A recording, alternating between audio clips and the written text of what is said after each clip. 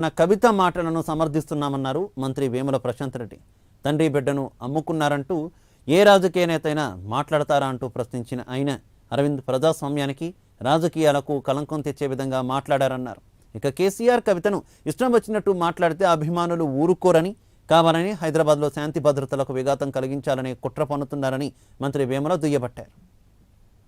డబ్బులు కూడా అప్పుడప్పుడు ఎంత నిజామాబాద్ ఎంపీ అరవింద్ని ఉద్దేశించి అన్న మాటల్ని నేను 100% పూర్తిగా సమర్థిస్తా ఉన్నా. నేను ఎందుకంటే ఇంకా తెలుగు డిక్షనరీలో అంతకంటే ఎక్కువ ఏమన్నా పదాలు ఉంటే కూడా, ఇంకేమైనా ఎక్కువ తిట్లు ఉంటే కూడా అవన్నిటికీ ఈ అరవింద్ అర్హుడే అని చెప్పి నేను భావిస్తా ఉన్నా.